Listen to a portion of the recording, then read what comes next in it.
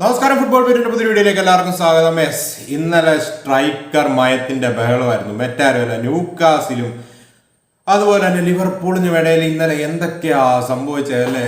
ഒരു പിടിയും കിട്ടുന്നില്ലായിരുന്നു. ഓരോ ജേർണലിസ്റ്റുകൾ ഓരോന്ന് റിപ്പോർട്ട് ചെയ്യുന്നു. ഇസാക്കിനോട് വിട്ടുവിടാൻ പോകുന്നു ബെൻ ജേക്കബ്സ് റിപ്പോർട്ട് ചെയ്യുന്നു. ന്യൂക്കാസില് ബെഞ്ചമിൻ സെസ്കോയുടെ മുമ്പിൽ പ്രോജക്റ്റ് പ്രസന്റ് ചെയ്തു. ഫാബ്രിസിയോയുടെ കയ്യിൽ നിന്ന് റിപ്പോർട്ട് വരുന്നു. മറ്റൊന്നുമല്ല, 70 to 80 മില്യൺ യൂറോസിന് ഇടയ്ക്ക് ഫിക്സഡും 10 മില്യൺ ആഡ് ഓൺസ് പൗണ്ട്സ് അല്ല യൂറോസ്. സോ ടോട്ടൽ ഏകദേശം ഒരു 85 മില്യൺ യൂറോസിന്റെ ടോട്ടൽ പാക്കേജിന് സെസ്കോനെ കൊടുക്കാൻ ലൈപ്സിഗ് റെഡി ആവുകയാണ്. സോ അത് സെസ്കോ പറയുന്ന സ്പെഷ്യൽ ആയിട്ട് കൺസിഡർ ചെയ്യുന്ന ക്ലബ്ബ്, ആ സ്പെഷ്യൽ ക്ലബ്ബായിട്ട് ന്യൂക്കാസിൽ വരുമോ എന്നുള്ളത് സെസ്കോ ആണ് ഡിസൈഡ് ചെയ്യുന്നത്. ആൻഡ് സെസ്കോയുടെ ഫ്രണ്ടിൽ ന്യൂക്കാസിൽ ഇപ്പം പ്രോജക്റ്റ് പ്രസന്റ് ചെയ്തെന്നാണ് എല്ലാ റിപ്പോർട്ടുകളും വരുന്നത്. ആൻഡ് സെസ്കോയുടെ ഫ്രണ്ടിൽ ആ ഒരു പ്രോജക്റ്റ് പ്രസന്റ് ചെയ്യുകയും സെസ്കോ അത് പഠിച്ചുകൊണ്ടിരിക്കുകയാണ്. സോ സെസ്കോ ഇതുവരെ ന്യൂക്കാസിലിന് ഫുൾ ഗ്രീൻ ലൈറ്റ് കൊടുത്തിട്ടില്ല, പക്ഷെ പോസിറ്റീവായിട്ടാണ് കാര്യങ്ങൾ പോകുന്നത്. സോ സെസ്കോ ഡീൽ എത്രയും പെട്ടെന്ന് അഗ്രി ചെയ്യാനായിട്ടായിരിക്കും ലിവർപൂൾ ഫാൻസ് ആഗ്രഹിച്ചുകൊണ്ടിരിക്കുന്നത്. മറ്റൊന്നുമല്ല, സെസ്കോയുടെ കയ്യിൽ നിന്ന് ഒഫീഷ്യൽ ഗ്രീൻ ലൈറ്റ് കിട്ടിയാലും ന്യൂക്കാസിൽ ഇസാക്കിനെ സെല്ല് ചെയ്യുന്ന കാര്യത്തിൽ, സോ ഇസാക്കിനെ സെല്ല് ചെയ്യാനായിട്ടുള്ള ഡിസിഷൻ അവർ എടുത്തു. സെസ്കോ ഡീൽ അവർക്ക് കംപ്ലീറ്റ് ചെയ്യാനായിട്ട് സാധിച്ചു. സോ സെസ്കോ ഡീൽ ഡൺ ആക്കുവാണെങ്കിൽ they have to sell Isak. അവർക്ക് ഇസാക്കിനെ കീപ്പ് ചെയ്യാൻ പറ്റത്തില്ല. സോ ഇസാക്കിന്റെ സിറ്റുവേഷനിലോട്ട് വരുമ്പം ഇസാക്ക് കഴിഞ്ഞ ദിവസം ട്രെയിനിങ് ക്യാമ്പ് വിടുകയുണ്ടായി. സോ ആള് ട്രെയിനിങ്ങിനിടയ്ക്ക് ഇഞ്ചറി എന്ന് പറഞ്ഞാണ് പോയത്. പക്ഷെ പിന്നീട് വന്നിട്ട് സ്കാനിങ്ങും മറ്റൊക്കെ റിപ്പോർട്ട് നോക്കിയപ്പോൾ ഒരു കുഴപ്പമില്ല. സോ ആള് ട്രെയിനിങ് ക്യാമ്പ് വിട്ടതാണ്. ആളുടെ ഏജന്റ് കഴിഞ്ഞ 2 ദിവസമായിട്ട് ലിവർപൂളിലുണ്ടെന്ന് റിപ്പോർട്ടുകളും വരുന്നു. സോ ലിവർപൂളായിട്ട് ടോക്സ് നടക്കുന്നുണ്ട്. സോ ലിവർപൂള് ഈ ഇസാക്ക് ഡീൽ ഇവന്റെ എക്വിറ്റി ഡീൽ ഡണ്ണാക്കിയാലും ഇസാക്ക് ഡീലിൽ നിന്ന് പിന്മാറുന്നില്ല എന്ന് റിലയബിൾ ആയിട്ടുള്ള പല ജേർണലിസ്റ്റുകളും പറയുന്നുണ്ടായിരുന്നു. സോ അത് തന്നെയാണ് സംഭവിച്ചുകൊണ്ടിരിക്കുന്നത്. സോ ഇപ്പോഴത്തെ സിറ്റുവേഷൻ എന്നാന്ന് വെച്ചാൽ ഇസാക്ക് ലിവർപൂളുമായിട്ട് ഓൾമോസ്റ്റ് പേഴ്സണൽ ടൈംസ് എല്ലാം അഗ്രി ചെയ്ത് നിൽക്കുവാണ്. ന്യൂക്കാസില് അൽ ഹിലാലിലോട്ട് വിൽക്കാനായിട്ടാണ് ഇൻട്രസ്റ്റ് കാണിക്കുന്നത്. അൽ ഹിലാലും ഇപ്പോൾ രംഗത്തുണ്ട് ഇസാക്കിന് വേണ്ടി. പക്ഷെ അൽ ഹിലാലിലോട്ട് പോകാനായിട്ട് ഇസാക്കിന് താല്പര്യമില്ല. ന്യൂക്കാസിന്റെ പ്രിഫറൻസ് അൽ ഹിലാലാണ്. സോ റിപ്പോർട്ടുകൾ ശരിയാണെങ്കിൽ 120 മില്യൺ പൗണ്ട്സിന്റെ ഒരു ഫസ്റ്റ് ഒഫീഷ്യൽ ബിഡ് ന്യൂക്കാസിലിന്റെ മുമ്പിൽ പ്രസന്റ് ചെയ്യാനായിട്ട് ലിവർപൂൾ റെഡി ആക്കിക്കൊണ്ടിരിക്കുകയാണെന്ന് ഇന്നലെ രാത്രി കിടക്കാൻ പോകുന്ന സമയത്ത് ബെൻ ജേക്കബ്സിന്റെ വായിന്ന് റിപ്പോർട്ട് വന്നിരുന്നു. സോ അത് മിക്കവാറും പ്രസന്റ് ചെയ്തതാണ്.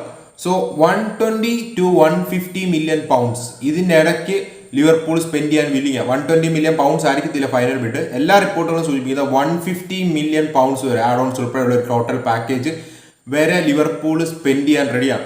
ആൻഡ് ഇപ്പോൾ സെയിൽസ് ഒന്നും നടന്നില്ലെങ്കിലും ലിവർപൂളിന് ഇസാക്ക് ഡീലും PSRന്റെ റൂൾസ് ബ്രേക്ക് ചെയ്യാതെ കംപ്ലീറ്റ് ചെയ്യാൻ പറ്റും. ഇസാക്കിനെ രജിസ്റ്റർ ചെയ്യാൻ പറ്റും. സോ ഒരു 150 മില്യൺ പൗണ്ട്സ് വരെ സ്പെൻഡ് ചെയ്ത് ഈസിലി കൊണ്ടുവരാനായിട്ട് പറ്റും. അതാണ് ഇപ്പോഴത്തെ സിറ്റുവേഷൻ. സോ അതിനുശേഷം ഈ ലൂയിസ് ഡിയാസ് സെയിലും മറ്റും Darwin Nunez sale, Harvey Elliott സെയിലിലൂടെയൊക്കെ അടുത്തൊരു ലെഫ്റ്റ് വിംഗറിലോട്ട് രംഗത്തോട്ട് പോകായിരിക്കും. സോ ഇസാക്ക് ഡീലിൽ ഫുൾ പ്രയോറിറ്റൈസേഷൻ കൊടുത്തിരിക്കുകയാണ് ലിവർപൂൾ. അതുപോലെ തന്നെ ന്യൂക്കാസിൽ സെസ്കോ ഡീലിനും പ്രയോറിറ്റൈസേഷൻ കൊടുത്തിരിക്കുകയാണ്. So Sesko to Newcastle here we go വന്നാൽ മിക്കവാറും ഇസാക്ക് ടു ലിവർപൂൾ കാര്യങ്ങൾ അതായത് സംഭവം എല്ലാം പ്രോഗ്രസ് ചെയ്യാണ്. ന്യൂക്കാസിൽ ലിസൺ ചെയ്യാനായിട്ട് റെഡി ആവുന്നതാണ് എനിക്ക് തോന്നുന്നത്. സോ താരം അൽ ഹിലാൽ വേണ്ടാന്ന് പറഞ്ഞ വാശിയിലാണെങ്കിൽ ലിവർപൂൾ ഇസ് ഓൺലി ഓപ്ഷൻ. വേറൊരു പ്രീമിയർ ലീഗ് ക്ലബ്ബ് ഇപ്പൊ ചെൽസി ലിങ്ക്സ് ഒക്കെ ഇൻഡിപെൻഡന്റ് റിപ്പോർട്ട് ചെയ്തിരുന്നു. ഫാബ്രിസിയോ ഒന്ന് കൺഫേം ആക്കി ചെൽസി ഇസാക്കുമായിട്ട് ഒരു ടോക്സ് നടത്തുന്നില്ല. ബെൻ ജേക്കബ്സ് പറയുന്നത് മാഞ്ചസ്റ്റർ യുണൈറ്റഡ് ഈ ഡീൽ എൻ്റർ ആയിട്ടേ ഇല്ലെന്നാണ്. സോ ലീഗയിൽ ഒരു ക്ലബ്ബുകളും ഇല്ല, ബുണ്ടസ് ലീഗയിൽ നിന്ന് ഒരു ക്ലബ്ബുകളും ഇല്ല, സിരിയെന്ന് ഒരു ക്ലബ്ബുകളും ഇതുവരെ റിപ്പോർട്ടുകൾ വന്നിട്ടില്ല. So Liverpool are the clear favourites. Al ഹിലാലിലോട്ട് പുള്ളി പോകുന്നില്ല എന്നൊരു ഡിസിഷൻ എടുത്ത് നിൽക്കുകയാണ്. സെസ്കോ ഡീൽ അവർ കംപ്ലീറ്റ് ചെയ്യുകയാണ്. അവർക്ക് ഇസാക്കിനെ വിറ്റേ പറ്റൂ. ആൻഡ് ഇസാക്കിന്റെ സാലറി ഡിമാൻഡ്സ് ആയ 300,000 പൗണ്ട്സ് പെർ വീക്ക് മീറ്റ് ചെയ്യാനായിട്ട് ലൂക്കാസിന് യാതൊരു പ്ലാനും ഇല്ല. അവർക്ക് പറ്റത്തില്ല, FFPയിൽ പറ്റത്തില്ല. സോ അവർക്ക് അതുപോലെ തന്നെ വിസ ഡീലും ന്യൂക്കാസിൽ ഡിസ്കസ് ചെയ്യുന്നതായിട്ട് വാർത്തകൾ കേൾക്കുന്നുണ്ട്. സെസ്കോ ഡീൽ അഥവാ ബ്രേക്ക് ആവുകയാണെങ്കിൽ. സോ ലെറ്റ്സ് സീ കാര്യങ്ങൾ എങ്ങനെ പോകുന്നത്. അതുപോലെ തന്നെ നമ്മളിപ്പം ലിവർപൂളിൽ നിന്നപ്പോൾ ലൂയിസ് ഡിയാസിന് 75 മില്യൺ യൂറോസിന്റെ ഒരു ടോട്ടൽ പാക്കേജ് ബിഡ് ബയൺ മ്യൂണിക്കിന്റെ ഭാഗത്തുനിന്ന് വന്നു എന്ന് കേൾക്കുന്നു. ലിവർപൂൾ അത് അക്സെപ്റ്റ് ചെയ്തിട്ടില്ല. ആൻഡ് ലിവർപൂൾ മിക്കവാറും ഇന്ന് അടുത്ത ബിഡ് എക്സ്പെക്ട് ചെയ്യുന്നതാണ് കേൾക്കുന്നത്. മറ്റൊന്നുമല്ല, 75ന്റെ സ്ഥാനത്ത് 70 million euros fixed plus 10 million euros add ons ആ ഒരു പാക്കേജിന്റെ ബിഡ് എക്സ്പെക്ട് ചെയ്യുന്നുണ്ട് ബയന്റെ ഭാഗത്തുനിന്നും. ആ ഒരു ബിഡ് വന്നാൽ ലിവർപൂൾ മേ ബി ഈ ഡീൽ 80 മില്യൺ ടോട്ടൽ പാക്കേജിന് ഡൺ ആക്കിയേക്കാം എന്നാണ് കേൾക്കുന്നത്. സോ ലൂയിസ് ഡിയാസിൽ ബയൺ സീരിയസ്ലി ഇൻട്രസ്റ്റഡ് ആണ്. അതുപോലെ തന്നെ ലിവർപൂൾ നിൽക്കുമ്പോഴേക്കും ലിവർപൂൾ കൊണാട്ടയായിട്ട് പേഴ്സണൽ ടൈംസ് പുതിയൊരു ഇംപ്രൂവ്ഡ് ഓഫർ വിട്ടിട്ടുണ്ട്. കൊണാട്ടെ ലിവർപൂളിൽ തുടരാനായിട്ടുള്ള ചാൻസ് ഇപ്പോൾ കൂടി വരുന്നുണ്ട്. അതുപോലെ ഗഹി ഡീലിലും അവർ സീരിയസ്ലി പ്രോഗ്രസ് ചെയ്യുന്നുണ്ട്. വീണ്ടും കഴിഞ്ഞ ദിവസങ്ങളിൽ ഗഹി ക്രിസ്റ്റൽ പാലസ് ടോക്സ് നടത്തിയിരുന്നു. ക്രിസ്റ്റൽ പാലസ് 45 മില്യൺ പൗണ്ട്സിൽ ഉറച്ചു നിൽക്കുകയാണ്. സോ സംഭവം എന്താണെന്ന് വെച്ചാൽ ഗഹിയായിട്ട് പേഴ്സണൽ ടൈംസ് അഗ്രി ചെയ്ത് നിൽക്കുകയാണ്. മറ്റൊരു ക്ലബ്ബുമായിട്ട് ഇപ്പം ഗേഹി ഡിസ്കസ് ചെയ്യുന്നതാണ് കേൾക്കുന്നില്ല. സോ കാര്യങ്ങൾ പോസിറ്റീവായിട്ട് പോവുകയാണെങ്കിൽ മേ ബി വിൻഡോ എൻഡ് ആവുന്നതിന് മുമ്പ് ക്രിസ്റ്റൽ പാലസിന് ലിവർപൂളിന്റെ ഡിമാൻഡ്സ് മീറ്റ് ചെയ്ത് ഗെഹിനെ വെക്കേണ്ടി വരും. കാരണം നെക്സ്റ്റ് ഇയറോടെ ആൾ അവിടെ നിൽക്കുകയാണെങ്കിൽ പിന്നെ ഫ്രീ ഏജന്റായിട്ട് ആൾക്ക് പോകാനായിട്ട് സാധിക്കും. സോ ലെറ്റ്സ് സി കാര്യങ്ങൾ അവിടെ എങ്ങനെ പോകുമെന്ന്. ഇതാണ് ഇപ്പോൾ അവിടെ ഒരു സിറ്റുവേഷൻ. സോ അവിടുന്ന് നേരെ നമ്മൾ ടെർ സ്റ്റെഗൻ സിറ്റുവേഷൻ എക്സ്പ്ലെയിൻ ചെയ്യാം. അതിനു മുമ്പ് നമുക്കാണെങ്കിൽ ഇന്ത്യൻ കോച്ചിങ് സിറ്റുവേഷൻ ഒന്ന് എക്സ്പ്ലെയിൻ ചെയ്യേണ്ടതുണ്ട്. സോ ഇന്ത്യൻ കോച്ചുമാരുടെ ഇപ്പൊ നമുക്കറിയാം AFF ആണെങ്കിൽ പുതിയ കോച്ചുമാർക്ക് വേണ്ടി ഉള്ള ഇത് ബിഡ്സ് ക്ഷണിച്ചിരുന്നു. സോ 170 പേരോളം ബിഡ് വിട്ടു. 170 പേരിൽ നിന്ന് 3 പേരെ ഇന്ത്യൻ AFF ഫൈനലൈസ് ആക്കിയിട്ടുണ്ട്. സോ ആ 170 പേരുടെ ലിസ്റ്റിൽ ചാവി ഹെർണാണ്ടസിന്റെ പേരും ഉണ്ടായിരുന്നെന്നാണ് റിപ്പോർട്ടുകൾ വരുന്നത്. സോ മുൻ ബാർസലോണ പ്ലെയർ മാനേജറുമായിരുന്ന ചാവി ഇന്ത്യൻ നാഷണൽ ടീമിന്റെ കോച്ച് ആവാനായിട്ടുള്ള ആഗ്രഹം പ്രകടിപ്പിച്ചിരുന്നു. പക്ഷേ താരത്തിന്റെ സാലറി ഡിമാൻഡ്സ് ഹൈ ആണെന്ന് പറഞ്ഞുകൊണ്ടാണ് റിജക്ട് ചെയ്തിരുന്നത്.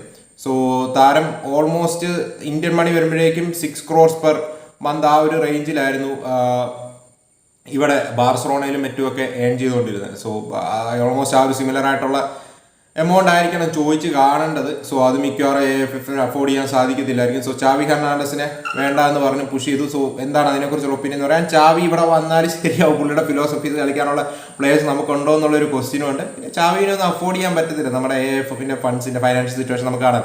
സോ ഫൈനൽ 3 ആരൊക്കെയാണ് ഇന്ത്യൻ കോച്ചുമാരിൽ ഷോർട്ട് ലിസ്റ്റ് ചെയ്തിരിക്കുന്നത് AFF എന്നുള്ളതാണ് നമ്മൾ നോക്കാനായിട്ട് പോകുന്നത്. സോ ആ 3 പേര് ആരൊക്കെയാണെന്ന് നോക്കുവാണെങ്കിൽ ഫസ്റ്റ് സ്റ്റീഫൻ കോൺസ്റ്റന്റൈൻ ആണ്. നമുക്ക് എല്ലാവർക്കും അറിയാം, മുൻ ഇന്ത്യൻ കോച്ചാണ്. പുള്ളിക്ക് 2 സ്റ്റിംഗ് ഉണ്ട് ഇന്ത്യൻ നാഷണൽ ടീം കോച്ചായിട്ട്. 2002-നും 2005-നും ഇടയിൽ ആൾ കോച്ചായിരുന്നു. പിന്നീട് ആളുടെ ബെസ്റ്റ് സ്പെൽ ഇന്ത്യൻ നാഷണൽ ടീമിനാണ് വൺ ഓഫ് ദ ബെസ്റ്റ് സ്പെല്ലായിരുന്നു അത് ഹിസ്റ്ററിയിലെ 2015-നും 19-നും ഇടയ്ക്ക്. സോ ആ സ്റ്റിങ്ങിൽ നമ്മൾ 173-ൽ നിന്ന് 97-ാം റാങ്കിലോട്ട് പുള്ളി കൊണ്ടുവരികയുണ്ടായി. ആൻഡ് പുള്ളിയുടെ പ്രാഗ്മാറ്റിക് അപ്രോച്ചൊക്കെ നമ്മുടെ ഇന്ത്യൻ പ്ലേയേഴ്സിന് പറ്റുന്ന ഒരു ഐറ്റം ആയിരുന്നു. ആൻഡ് പുള്ളിയുടെ അണ്ടർ നമ്മൾ AFC ഏഷ്യൻ കപ്പിൽ 2019 ക്വാളിഫൈ ചെയ്യുക, നല്ല പ്രകടനം കാഴ്ചവെക്കുകയൊക്കെ ചെയ്തിരുന്നു. So I think Stephen Constantine makes perfect sense നമ്മുടെ ഇപ്പോഴത്തെ സിനാരിയോയിൽ നമുക്കുള്ള പ്ലേയേഴ്സ് വെച്ച്. ആൻഡ് ഇന്ത്യൻ ഫുട്ബോളിനെ കുറിച്ച് നന്നായിട്ട് അറിയാവുന്ന ഒരു കോച്ചുകൾ. സോ രണ്ടാമത്തെ പ്ലെയർ ആരാന്ന് ചോദിച്ചാൽ നമ്മുടെ ഖാലിദ് ജമീലാണ്. എല്ലാവർക്കും അറിയായിരിക്കും, ജംഷഡ്പൂരിന്റെ ഒക്കെ കോച്ചായിരുന്നു. So first Indian to coach and ISL ടീമാണ്. സോ ആളെ കുറിച്ച് പറയാനായിട്ടാണെങ്കിൽ ISL പല ടീമുകളെ കോച്ച് ചെയ്യുന്ന സിറ്റുവേഷൻ നമ്മളുണ്ട്. ജംഷഡ്പൂർ, നോർത്ത് ഈസ്റ്റ്, അതുപോലെ തന്നെ ഈസ്റ്റ് ബംഗാളിനെയൊക്കെ പുള്ളി കോച്ച് ചെയ്യുകയുണ്ടായി. സോ ഇന്ത്യൻ കോച്ചാണ്. മേ ബി ഈ മറ്റ് കോച്ചുകളുടെ അത്ര എക്സ്പീരിയൻസ് കാണത്തില്ല ഇന്റർനാഷണൽ ലെവലിലൊക്കെ, പക്ഷെ എന്നാലും ഇന്ത്യൻ ഫുട്ബോളിനെ കുറിച്ച് നന്നായിട്ട് അറിയാവുന്ന ഒരു കോച്ചാണ്. സോ മൂന്നാമത്തെ നെയിം ആരുടെയാണെന്ന് ചോദിച്ചാൽ അത് സ്ലോവേക്കിയൻ മാനേജറായ സ്റ്റെഫിൻ ടർക്കോവിച്ച് ആണ്. സോ സ്റ്റെഫിൻ ടർക്കോവിച്ചിനെ കുറിച്ച് പറയാനായിട്ടാണെങ്കിൽ പുള്ളി ഫോർമർ സ്ലോവാക്യ അതുപോലെ തന്നെ കിർഗിസ് ടീമുകളെ കോച്ച് ചെയ്തിട്ടുണ്ട്.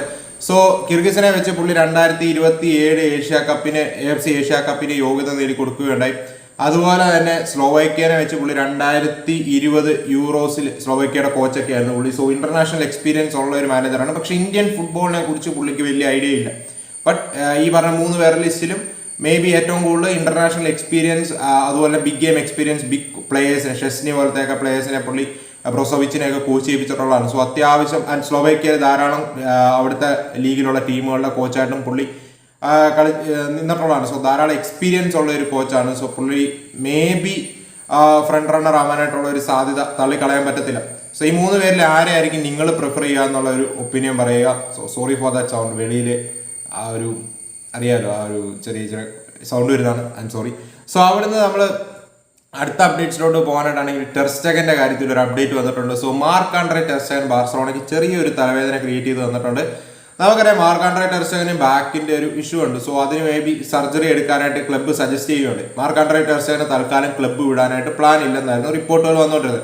സോ മാർക്ക് ആൻഡ്രെ ടെർ സ്റ്റെഗനോട് സർജറി എടുക്കാൻ ബാർസലോണ ആവശ്യപ്പെട്ടു. കാരണം മാർക്ക് ആൻഡ്രെ ടെർ സ്റ്റെഗൻ സർജറിക്ക് വേണ്ടി പോവുകയാണെങ്കിൽ, ബാക്ക് സർജറി എടുക്കുകയാണെങ്കിൽ ആ 4 മാസത്തേക്ക് ആൾ ഔട്ട് ആവും. ഇപ്പൊ ലലീഗയുടെ റൂൾ പ്രകാരം 4 മാസത്തിലധികം ഒരു പ്ലെയർ ഔട്ട് ആവുന്ന ഒരു സിറ്റുവേഷൻ ആണെങ്കിൽ ആ പ്ലെയറിനെ ഡീരജിസ്റ്റർ ചെയ്യും. ആ പ്ലെയറിന്റെ 80% സാലറി ഉപയോഗിച്ചുകൊണ്ട് മറ്റ് പ്ലേയേഴ്സിനെ രജിസ്റ്റർ ചെയ്യാനായിട്ട് സാധിക്കും. സോ ബാർസലോണ പ്ലാൻ ചെയ്തത് ഈ ഒരു 4 മാസം ഔട്ടാണെന്നുള്ള രീതിയിൽ ടെർ സ്റ്റെഗനെ നമുക്ക് റിപ്പോർട്ട് ചെയ്യാം, ആൾ സർജറി ഒക്കെ ചെയ്യട്ടെ, നമുക്ക് ആ ജോൺ ഗാർഷ്യ, റൂണി ബാർഡിയ ഈ 2 പ്ലേയേഴ്സിനെ ആ ഒരു ടെർ സ്റ്റെഗന്റെ സാലറി ക്യാപ്പിൽ വെച്ച് രജിസ്റ്റർ ചെയ്യാമെന്നൊക്കെയായിരുന്നു പ്ലാൻ വന്നിട്ടുണ്ട്.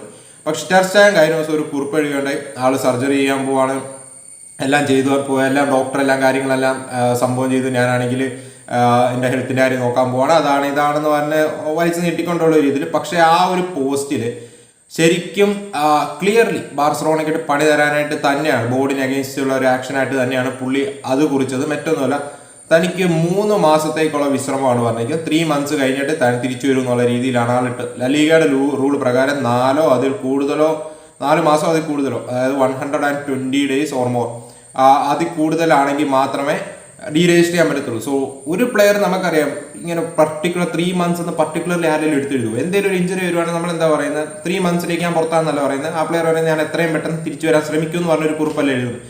ഇത് ഞാൻ എക്സാക്ട്ലി 3 months ഔട്ട് എന്നുള്ള രീതിയിൽ ടെർ സ്റ്റെഗൻ ആ ഒരു പോസ്റ്റിൽ എഴുതുകയും ചെയ്തു. സോ ഇത് ബാർസലോണയ്ക്ക് തലവേദന ക്രിയേറ്റ് ചെയ്യുന്ന കാര്യം തന്നെയാണ്. കാരണം എക്സാക്ട്ലി 3 months കുറിക്കുകയുണ്ട്. ഇനി ബാർസലോണയ്ക്ക് ലലീഗനെ ധരിപ്പിക്കാനായിട്ട് കൂടുതൽ ഫ്രസ്ട്രേറ്റിംഗ് തിങ് ആണ്. കാരണം പ്ലെയർ തന്നെ ഒഫീഷ്യലി 3 മാസം എന്ന് വന്നൊരു റിപ്പോർട്ട് എഴുതുന്നു. സോ ഇനി ആ 4 മാസം ആക്കാനായിട്ട് ബാർസലോണയ്ക്ക് ഇനി വേറെ കുറെ ഡോക്യുമെന്റ്സും മറ്റുമൊക്കെ റെഡിയാക്കാൻ വരുമായിരിക്കും. ആകപ്പാടെ ബോർഡ് കലിപ്പിലാണെന്നാണ് കേട്ടത് ഈ ഒരു സിറ്റുവേഷന് ശേഷം. സോ നമുക്കറിയത്തില്ല ഇനിയും ഈ റൂള് വേറെ വല്ലതും ബ്രീച്ചസ് ഉണ്ടോ, 3 months ഓക്കെ ആയിരിക്കും എന്ന് അറിയത്തില്ല. പക്ഷെ എല്ലാ റിപ്പോർട്ടുകളും വരുന്നത് 4 മാസമായാലും മിനിമം ഔട്ടായിരിക്കണം ഡീരജിസ്റ്റർ ചെയ്യാനാണ്. സോ ലെറ്റ്സ് സീ ബാർസലോണ ഈ കാര്യം എങ്ങനെ സോർട്ട് ഔട്ട് ചെയ്യുന്നത്. 3 മാസമല്ല 4 മാസമാണെന്നുള്ളത് മേ ബി ഒരു ഡോക്ടേഴ്സ് റിപ്പോർട്ട് ഒപ്പിക്കേണ്ട പരിപാടിയാണ്. എന്തായാലും നമുക്ക് നോക്കാം, ലീഗ കൂടുതൽ ഇതിലോട്ട് ഇനി കിഴിഞ്ഞ് കയറി നോക്കും. എന്താണ് നിങ്ങൾക്ക് ഇതിലുള്ള ഒപ്പീനിയൻ പറയാ. സോ അതുപോലെ തന്നെ ജാവിയർ സുവാറസിനെ സൈൻ ചെയ്തിട്ടുണ്ട്.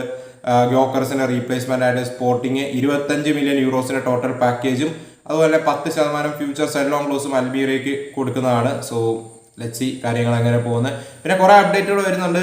മാഞ്ചസ്റ്റർ യുണൈറ്റഡ് 2003 പറഞ്ഞ പോലെ they are after A striker എന്നുള്ള ഒളി വോക്കിൻസിനെ തൽക്കാലം സെയിലിനില്ല എന്ന് അസ്റ്റമിൽ അറിയിച്ചതായിട്ട് വാർത്തകളൊക്കെ കേൾക്കുന്നുണ്ട്. ലെറ്റ്സ് സീ കാര്യങ്ങൾ എങ്ങനെ പോകുന്നു. മറ്റേറ്റ ലിങ്ക്സ് ഇപ്പം വീണ്ടും സ്ട്രോങ്ങർ ആയിരിക്കുകയാണ് യുണൈറ്റഡുമായിട്ട്. അതുപോലെ ജാവി ഗ്യോറയുടെ പേര് വീണ്ടും യുണൈറ്റഡുമായിട്ട് ലിങ്ക്ഡ് ആയി വരുന്നുണ്ട്. ചെൽസി ജോറൻ ഹാറ്റോ കാര്യം ഇതുവരെ ഡൺ ആക്കിയിട്ടില്ല, പേഴ്സണൽ ടൈംസ് എല്ലാം ആക്കിയിട്ടാണ്. വാല്യുവേഷന്റെ ഡിഫറൻസ് നിൽക്കുവാണെന്ന് കേൾക്കുന്നു.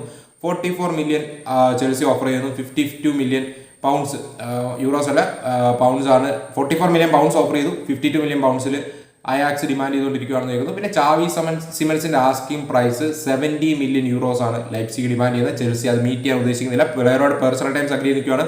സോ ചെൽസി ഇപ്പം ജോറൽ ഹാറ്റോയുടെ ഡീല് കംപ്ലീറ്റ് ആക്കിയതിന് ശേഷം ചാവി സിമൻസിലോട്ട് ഫുൾ ഫോക്കസ് കൊടുക്കുമെന്നാണ് കേൾക്കുന്നത്.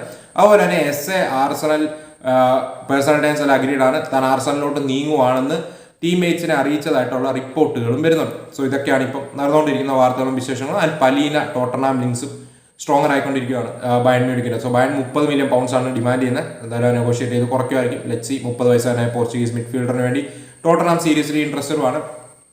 ലെറ്റ്സ് സീ കാര്യങ്ങൾ എങ്ങനെ പോകുന്നത്. അതുപോലെ തന്നെ റയൽ മാഡ്രിഡ് വീണ്ടും ട്രാൻസ്ഫർ റിലേറ്റഡ് ലിങ്ക്സ് ഒക്കെ വരുന്നുണ്ട്. മിഡ്ഫീൽഡറൊക്കെ റോഡ്രിയുടെ സിറ്റുവേഷൻ എല്ലാവരും അറിഞ്ഞാണല്ലോ. സൺ സ്പോർട്സിന്റെ റിപ്പോർട്ട് പ്രകാരം 100 million വരെ കൊടുക്കാൻ റെഡിയാണെന്നുള്ള രീതിയിൽ സൺ സ്പോർട്സ് റിപ്പോർട്ട് ചെയ്തിരുന്നു. പക്ഷേ റിലയബിൾ ആയിട്ടുള്ള സോഴ്സുകളിൽ നിന്നെല്ലാം വരുന്നത് ഇപ്പം റയൽ മാഡ്രിഡിനും റോഡ്രിക്കും ഇടയിൽ ഇവന്തോ ഒരു മ്യൂച്വൽ ഇൻട്രസ്റ്റ് ഉണ്ടെങ്കിലും കാര്യങ്ങളൊന്നും സീരിയസ്ലി നീങ്ങുന്നില്ല. Rodri fully focus on City and Real Madrid ഇപ്പം റോഡ്രിക്ക് വേണ്ടി അഗ്രസീവ്ലി പോകുന്നില്ലെന്നാണ് റിലയബിൾ സോഴ്സുകളിൽ നിന്നെല്ലാം വാർത്ത വന്നിരിക്കുന്നത്. സോ നിങ്ങൾക്ക് എന്താണ് ഓവറോൾ പറയാനായിട്ടുള്ളത്? അപ്പോൾ നമുക്ക് മറ്റൊരു വീഡിയോ കാണാം. അതുവരേക്കും ബൈ.